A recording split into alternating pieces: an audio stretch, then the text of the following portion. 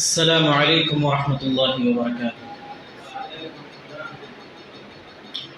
الحمد للہ وحدہ والصلاة والسلام علی عبادہ والصلاة والسلام علی من لا نبی بعدہ، اما بعد۔ محترم مصلیان کرام، آج انشاءاللہ قرآن حکیم کے 16ویں پارے کا مختصر سا خلاصہ پیش کیا جائے گا۔ تو حضرت موسیٰ اور خضر علیہ السلام کا تذکرہ چل رہا تھا۔ امام بخاری رحمۃ اللہ علیہ اس واقعے کو کتاب العلم کے اندر ذکر کرتے ہیں، صحیح بخاری کے اندر۔ اس سے یہ بات معلوم ہوتی ہے کہ علم کے لیے نکلنا، اعلیٰ تعلیم کے لیے نکلنا بہت ضروری ہے۔ اگر کوئی انسان گھر کے اندر ہے اور وہ یہ چاہے کہ اس کے ذریعے سے وہ اعلیٰ تعلیم حاصل کر لے تو یہ چیز ممکن نہیں ہے۔ بہرحال موسیٰ علیہ السلام سے کسی نے پوچھا کہ آپ اس دنیا کے اندر سب سے بڑے عالم ہیں، تو انہوں نے جواب دیا کہ ہاں میں سب سے بڑا عالم ہوں۔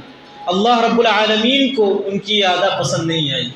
انہوں نے کہا کہ میرا ایک بندہ ہے جو مجمع البحرین کے اندر رہتا ہے، وہ تم سے بھی بڑا عالم ہے۔ مجمع البحرین کہتے ہیں بحر قلزم اور خلیج عقبہ جہاں جا کر ملتے ہیں، اس جگہ کو مجمع البحرین کہتے ہیں، لہٰذا تم اس کے لیے نکلو۔ موسیٰ علیہ السلام جب وہاں جاتے ہیں تو خضر علیہ السلام سے ملاقات ہوتی ہے، سلام دعا ہوتا ہے، اور اس کے بعد کہتے ہیں کہ آپ کیوں آئے ہیں یہاں پہ، آپ کون ہیں؟ خضر علیہ السلام پوچھتے ہیں موسیٰ علیہ السلام سے کہ آپ کون ہیں؟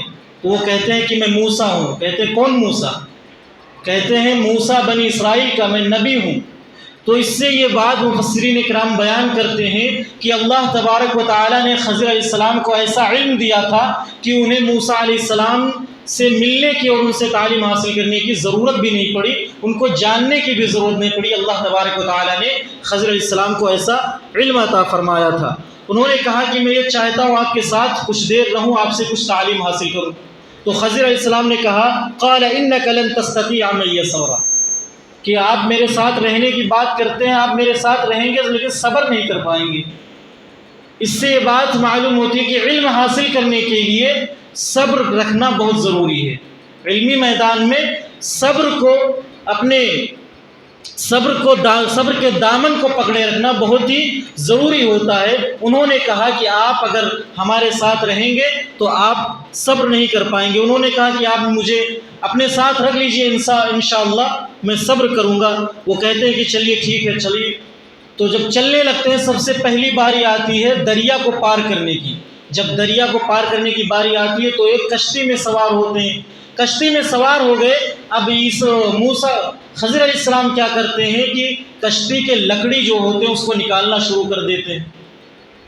اب موسیٰ علیہ السلام کو برداشت نہیں ہوا، وہ بول پڑتے ہیں کہ آپ یہ کیا کر رہے ہیں؟ ایک اچھی خاصی کشتی ہے، اس سے ایک غریب آدمی اپنا روزی روٹی کما رہا ہے، آپ اس کے ذریعے سے آپ اس کا نقصان کر رہے ہیں، آپ ایسا کیوں کر رہے ہیں؟ ایسا لگ رہا ہے کہ آپ کشتی والوں کو ڈبونا چاہتے ہیں۔ اللہ تعالیٰ کہہ رہے ہیں قال اخرقتها لتغرق اهلها، کہ آپ کشتی والوں کو ڈبوانا چاہ رہے ہیں، ایسا لگ رہا ہے آپ اس کے لکڑی کو نکال رہے ہیں۔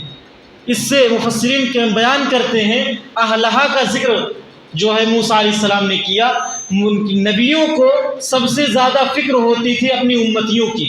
انہوں نے یہ نہیں کہا کہ ہمیں آپ جو ہے وہ ڈبو دیں گے، انہوں نے کہا کشتی والوں کو یعنی سب کو آپ ڈبو دیں گے۔ انہوں نے کہا خضر علیہ السلام نے کہ میں نے کہا تھا نا آپ صبر نہیں کر پائیں گے۔ انہوں نے کہا چلو اچھا ٹھیک ہے، اب میں نے سوال کر لیا، اب آئندہ سوال نہیں کروں گا۔ پھر جب کشتی دریا عبور کر لیتے ہیں، ایک بستی کے اندر جاتے ہیں، وہاں پر ایک بچہ رہتا ہے، وہ کھیل رہا ہوتا ہے۔ خضر علیہ السلام اس کی گردن پکڑ کر مروڑ دیتے ہیں اور وہ مر جاتا ہے۔ اب پھر وہاں موسیٰ علیہ السلام بول پڑتے ہیں کہ ایک اچھا خاصا بچہ تھا، کھیل رہا تھا، اس کو آپ نے مار دیا بغیر کسی گناہ کے۔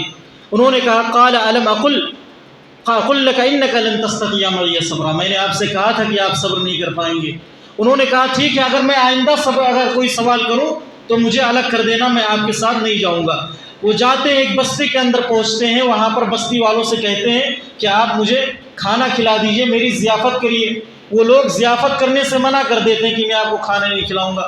وہ لوگ وہاں پر رات گزارتے ہیں, صبح چلنے لگتے ہیں تو خضر علیہ السلام کو ایک دیوار نظر آتی ہے اور وہ دیوار ٹیڑھی ہوتی ہے, وہ اس کو سیدھا کرنے لگتے ہیں. موسیٰ علیہ السلام سے پھر برداشت نہیں ہوتا, وہ بول پڑتے ہیں آپ اگر چاہتے تو یہاں پر پیسے لے سکتے تھے, کوئی اجرت لے سکتے تھے جس سے کھانے پینے کا انتظام ہو جاتا, آپ بغیر کسی اجرت کے آپ یہ دیوار صحیح کرنے لگے. خضر علیہ السلام نے کہا اب تم نے سوال کر لیا, اب یہیں سے تمہارا راستہ الگ ہو گیا. میں تمہیں بتا دیتا ہوں کہ کس وجہ سے میں نے یہ سارا کام کیا.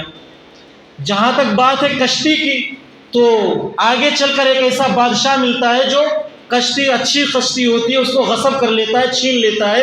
تو میں نے اس کے اندر نقص نکال دیا تاکہ یہ جو غریب ہے, مسکین ہے بیچارہ, اپنا روزی روٹی اس کا چلتا رہے اور یہ بادشاہ جو ہے وہ اس کی کشتی کو نہ چھینے. اور دوسری بات جو ہے, بچے کو میں نے قتل کیا, اس کے جو والدین ہیں یہ مومن ہیں اور یہ بچہ آگے چل کر اپنے والدین کے ایمان کے لیے خطرہ بن سکتا تھا, اس لیے میں نے بچے کو قتل کر دیا. اور تیسری بات جو ہے, دیوار کو سیدھا کیا, اس کے اندر ایک دو یتیم بچے ہیں اس بستی کے اندر, ان کے والدین کا خزانہ اس کے اندر چھپا ہوا ہے. یہ بچے چھوٹے ہیں, جب بڑے ہو جائیں گے تو یہ خزانہ نکال لیں گے. اگر یہ دیوار ابھی گر جائے گی تو پھر بستی والے ان کا خزانہ لے لیں گے. یہ ساری باتیں ہوئیں. اس سے بہت سارے معنی اس کے اندر مفسرین کرام بیان کرتے ہیں. سب سے پہلی چیز یہ کہ موسیٰ علیہ السلام اور خضر علیہ السلام کے علم کے درمیان فرق بتاتے ہیں. موسیٰ علیہ السلام جو تھے وہ جو نظر آتا تھا اس کو دیکھ کر فیصلہ کر لیتے تھے, لیکن خضر علیہ السلام کو اللہ تبارک و تعالیٰ نے ایسی علم دی تھی کہ وہ کوئی بھی معاملہ ہوتا تھا اس کے بعد کی چیزوں کو, اس کے جو چھپی ہوئی باتیں تھیں اس کو جان کر پھر فیصلہ کرتے تھے. جیسے یہ تینوں واقعہ آیا, موسیٰ علیہ السلام جو سامنے تھا اس کو دیکھ کر فیصلہ کر لیتے تھے, خضر علیہ السلام اس کے اندر کی جو چھپی ہوئی بات تھی اس کو دیکھ کر فیصلہ کرتے تھے. اور اس کے بعد دوسری بات یہ معلوم ہوئی کہ جب دو نقصان سامنے ہوں تو جو سب سے کم نقصان ہو, جو سب سے ہلکا نقصان ہو اس کو لے لینا چاہیے اور جو زیادہ نقصان ہو اس کو چھوڑ دینا چاہیے. جب سب کشتی کی بات ہے, خضر علیہ السلام نے لکڑی نکالی, یہاں پر بھی نقصان ہوا, اور بادشاہ جو تھا وہ آگے جا کر کشتی چھین لیتا, یہاں پر بھی نقصان تھا.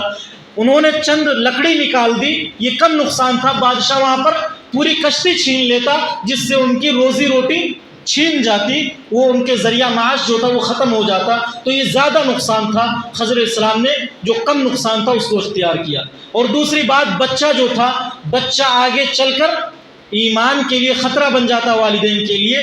لہٰذا جب ایمان اتنی بڑی دولت ہے کہ اگر وہاں پر ایمان اتنی بڑی دولت ہے وہاں پر بچوں کو, اولاد کو قربانی دی جا سکتی ہے. جب ایمان کی اور اولاد کی بات آئے تو ایمان کو بچایا جا سکتا ہے, لہٰذا انہوں نے اولاد کو قتل کر دیا تاکہ یہ آگے چل کر ماں باپ کے ایمان کے لیے خطرہ نہ بن پائے. اور تیسری بات آئی تھی کھانے کی, کہ کھانا نہیں دیا, اور موسیٰ علیہ السلام نے کہا کہ کچھ اجرت لے لیتے, کھانے کا انتظام ہو جاتا. تو کھانے کا انتظام, کھانا نہیں ملا, یہ کم نقصان تھا بنسبت اس کے کہ دیوار گر جاتی اور پورا خزانہ لوٹ لیا جاتا, پورا خزانہ ان کا چلا جاتا. مفسرین اکرام اس سے یہ بیان کرتے ہیں کہ یہ ساری چیزیں ان سے معلوم ہوئی. اس کے بعد اللہ رب العالمین نے ذوالقرنین کا تذکرہ کیا. ایک بہت ہی بڑا بادشاہ تھا ذوالقرنین. اس نے اپنی زندگی میں 3 طرف کا سفر کیا تھا. ایک سفر جو اس کا تھا بہت ہی عظیم, بہت ہی خاص تھا, اس کا تذکرہ اللہ تبارک و تعالیٰ نے کیا کہ وہ ایک بستی کی طرف گیا. اس بستی کے سامنے ایک ٹیلا تھا, ایک پہاڑی تھی. اس پہاڑی کے دوسرے جانب ایک قوم آباد تھی جس کو یاجوج اور ماجوج کہتے تھے. وہ اس بستی میں آ کر بستی والوں کو تنگ کرتے تھے, ان کے درمیان لوٹ مار کرتے تھے, ان کو تنگ کیا کرتے تھے. تو جب وہ بستی میں پہنچے تو بستی والوں نے شکایت کی اور کہا کہ آپ ایک کام کریے, ان کا راستہ بند کر دیجئے. اللہ رب العالمین نے یہاں پر خاص طور پر ذکر کیا کہ جو بادشاہ ہوتے ہیں ان کے لیے چاہیے کہ وہ 3 چیزیں اپنی زندگی کے اندر شامل کریں. سب سے پہلی چیز اللہ تعالیٰ نے کہا قال اما من ظلم فسوف نعذبه. بادشاہ جو ہوتا ہے اس کو چاہیے کہ وہ ظلم کو روکے اور عدل قائم کرے اپنے معاشرے کے اندر, اپنی بستی کے اندر. بادشاہ کو چاہیے وہ ظلم کو روکے اور عدل اور انصاف کا معاملہ کرے. اور دوسری چیز انہوں نے کہا وَأَمَّا مَنْ آمَنَ وَعَمِلَ صَالِحًا، اور امن قائم کرے۔ اس سے بیان کیا کہ ایک تو عدل کرے، دوسرا امن قائم کرے، اور تیسری بات بیان کی کہ وہ جو اگر کوئی بندہ کوئی قوم ایسی ہے جو ان کی بات کو نہ مانے تو ان کو الگ کر دیا جائے، جیسے یاجوج و ماجوج کو انہوں نے الگ کر دیا تھا۔ تو اگر کوئی قوم ایسی ہے جو بہت زیادہ سرکش ہو گئی ہے، وہ بات نہیں مانتی ہے، تو اس کو الگ کر دینا چاہیے سماج سے، ان کا بائیکاٹ کر دینا چاہیے۔ اللہ رب العالمین نے اس کا تذکرہ کیا۔ اس کے بعد پھر سورۃ المریم کا تذکرہ آتا ہے۔ اس کے اندر اللہ رب العالمین نے بہت ہی عجیب و غریب چیزوں کا تذکرہ کیا ہے، بہت ہی عجیب و غریب بات کا تذکرہ کیا۔ سب سے پہلی چیز اللہ رب العالمین نے اس سورت کا آغاز کیا ہے زکریا علیہ السلام سے، اور کہا کہ زکریا علیہ السلام کے اوپر اللہ تعالیٰ کی جو رحمت تھی اس کا تذکرہ کیجئے۔ انہوں نے اللہ رب العالمین کو بہت ہی چپکے انہوں نے اللہ رب العالمین کو یاد کیا تھا۔ اذ نادى ربه نداء خفیہ، ندا کہتے ہیں کوئی انسان بہت دور ہو، اس کو دور سے آواز لگائی جائے کہ آپ آ کر میری مدد کر دیجئے، اس کو ندا بولتے ہیں عربی میں، خفیہ، اور بہت ہی چپکے انہوں نے آواز لگائی تھی، نداء خفیہ۔ اس کے اندر مفسرین بیان کرتے ہیں کہ خفی چپکے انہوں نے اس لیے کی کیونکہ وہ بہت ہی ضعیف ہو چکے تھے، انہوں نے اولاد کے لیے دعا مانگی تھی، بہت ہی ضعیف ہو چکے تھے۔ اب انہوں نے خاموشی اختیار کی کہ لوگ سنیں گے کہ یہ ضعیف ہیں، بوڑھے ہو چکے ہیں، اور یہ ایک بیٹے کے لیے دعا مانگ رہے تو لوگ کیا سوچیں گے، لہٰذا انہوں نے چپکے دعا کی۔ اور دوسری بات اخلاص کے لیے انہوں نے یہ کہا کہ اللہ میں یہاں پر کوئی نہیں ہے، صرف تو ہی ہے، میں تجھ سے سوال کر رہا ہوں، تجھ سے میں بیٹے کا سوال کرتا ہوں۔ انہوں نے بہت خاموشی کے ساتھ کی، اس سے اخلاق کی انہوں نے انتہا کر دی۔ اس کے بعد انہوں نے اللہ تبارک و تعالیٰ نے ایک ذکر کیا کہ دعا کیسے مانگی جائے، دعا مانگنے کا طریقہ بتلایا۔ قال ربی انی وہن العظم منی واشتعل الراس شیبا، انہوں نے بہت ہی عاجزی اور انکساری کے ساتھ اللہ تعالیٰ سے دعا کی کہ میری جو ہڈیاں ہیں وہ کمزور ہو گئی ہیں، اور جو میرے بال ہیں یہ بالکل سفید ہو چکے ہیں۔ ہڈی جو ہے یہ ضعف باطن کی علامت ہے، یعنی انسان کی جب ہڈیاں کمزور ہو جائیں تو یہ ہڈی جو ہوتی ہے چھپی ہوئی ہوتی ہے، انسان کی جب ہڈیاں کمزور ہو جاتی ہیں بہت ہی ضعیف ہو جاتا ہے۔ اور دوسرا بال جو ہے سفید ہو گیا ہے، یہ ضعف ظاہر کی علامت ہے، انسان ظاہر آتا ہے جب اس کے سارے بال پک جاتے ہیں تو وہ بہت ہی کمزور ہو جاتا ہے، ضعیف ہو جاتا ہے، یہ اس کی علامت ہے۔ اور دوسرا نقطہ یہاں پر یہ معلوم ہوا کہ اگر کوئی انسان ضعیف ہو گیا، اس کے بال پک گئے ہیں، وہ اللہ رب العالمین کو پکارے، اللہ رب العالمین اس کی بات کو جلدی سنتا ہے۔ جب انسان بوڑھا ہو گیا، اب اس کا سہارا اللہ رب العالمین ہے، اگر وہ اللہ رب العالمین کو پکارتا ہے تو اللہ رب العالمین اس کے پکار کو رد نہیں کرتا ہے۔ یہاں پر زکریا علیہ السلام کا تذکرہ اللہ رب العالمین نے اسی طریقے سے کی، اور اس کے بعد اللہ رب العالمین نے ان کو ایک بیٹا دیا جو یحییٰ نام تھا۔ یحییٰ کیوں نام دیا اللہ رب العالمین نے ان کے بیٹے کا؟ مفسرین کرام بیان کرتے ہیں یحییٰ کے مطلب ہوتے ہیں کہ زندہ ہونا۔ مفسرین بیان کرتے ہیں کہ انہوں نے بڑھاپے میں اللہ رب العالمین سے بیٹے کے لیے سوال کیا تھا، لہٰذا جب اللہ رب العالمین نے ان کو بیٹا دیا تو ان کی جوانی جو ہے ایسا لگتا ہے پھر سے واپس آ گئی، یہ دوبارہ زندہ ہو گئے، ان کی جوانی پھر سے آ گئی، اس لیے اللہ رب العالمین نے ان کے بیٹے کا نام یحییٰ رکھا۔ اور اس کے بعد پھر اللہ رب العالمین نے مریم علیہ السلام کا تذکرہ کیا کہ مریم علیہ السلام تھی جو زکریا علیہ السلام کی کفالت میں تھی، اور جب ان کو عیسیٰ علیہ السلام کی خوشخبری دی گئی تو انہوں نے اللہ رب العالمین نے جبریل امین کو بھیجا تھا، اور جبریل امین آئے تھے انسانی شکل میں اور بہت ہی خوبصورت نوجوان کی شکل میں۔ یہ سوال پیدا ہوتا ہے کہ انسانی شکل میں کیوں آئے تھے اور خوبصورت نوجوان بن کر کیوں آئے تھے؟ کسی اور بھی شکل، انسانی شکل میں آتے، بڈھے کی شکل میں بھی آ سکتے تھے، نوجوان خوبصورت نوجوان کی شکل میں کیوں آئے؟ تو اس کے بارے میں مفسرین بیان کرتے ہیں کہ انسانی شکل میں اس لیے آئے تھے کیونکہ فرشتے کو کوئی ان کی اصلی شکل میں دیکھ نہیں سکتا، جب تک وہ کوئی شکل نہیں اختیار کریں گے، جب تک کوئی انہیں دیکھ نہیں سکتا ہے، اس لیے وہ انسانی شکل میں آئے۔ اور دوسرا یہ کہ وہ خوبصورت نوجوان کی شکل میں کیوں آئے؟ وہ اس لیے کیونکہ یہاں پر اللہ رب العالمین نے مریم علیہ السلام کا امتحان لینا چاہا تھا کہ یہ خوبصورت نوجوان کو دیکھ کر ان کا ایمان جو ہے وہ سلامت رہتا ہے یا بگڑتا ہے۔ انہوں نے کہا قالت انی اعوذ بالرحمن منک ان کنت تقیا۔ جب انہوں نے خوبصورت نوجوان کو دیکھا تو یہ بول پڑی کہ میں رحمان کی پناہ چاہتی ہوں تم سے، اگر تم اللہ رب العالمین سے ڈرنے والے ہو۔ انہوں نے پاک دامنی کا اظہار کیا اور کہا کہ میں رحمان کی پناہ چاہتی ہوں، لہٰذا اللہ رب العالمین کو ان کی ادا اتنی پسند آئی کہ اللہ رب العالمین نے قرآن کریم میں ان کا تذکرہ کیا تھا کہ قیامت تک آنے والے تمام لوگ ان کا ذکر کرتے رہیں، ان کو پڑھتے رہیں۔ اور ان کے بعد انہوں نے کہا کہ ایسا کیسے ہو سکتا ہے کہ کوئی انسان نے مجھے چھوا نہیں اور مجھے بیٹا پیدا ہو جائے۔ اور وہ کہنے لگی یہ چیز ہونے سے پہلے کاش ایسا ہوتا کہ میں مر جاتی اور میں بھلا دی جاتی، لوگوں کے ذہن سے میرا خیال نکل جاتا۔ بیٹا ان کے اندر روح پھونک دی گئی، عیسیٰ علیہ السلام ان کی پیٹ میں بطن میں آ گئے، اور ان کو پھر حکم دیا گیا کہ تم ایسی جگہ پر چلی جاؤ جہاں پر کوئی آتا نہ جاتا ہو۔ لہٰذا وہ ایسی جگہ پر چلی گئی، ایک کھجور کے نیچے چلی گئی، کھجور کا پیڑ تھا، وہاں پر اللہ رب العالمین مطلب پیڑ سے ان کی روزی دیتا تھا۔ ایسا پیڑ تھا وہ جس کے اندر پتے بھی نہیں تھے، پھل بھی نہیں تھے، پھر بھی اللہ جب وہ پیڑ کو ہلاتی تھی تو اللہ رب العالمین ان سے کھجوروں کی بارش کرتا تھا، پکے ہوئے کھجور رہتے تھے۔ اب یہاں پر کرسمس کا بھی رد ہے، کرسمس لوگ مناتے ہیں نا عیسائی لوگ، ان کا بھی رد ہے۔ کھجور جو ہوتا ہے وہ کس موسم میں پکتا ہے؟ گرمی کے موسم میں۔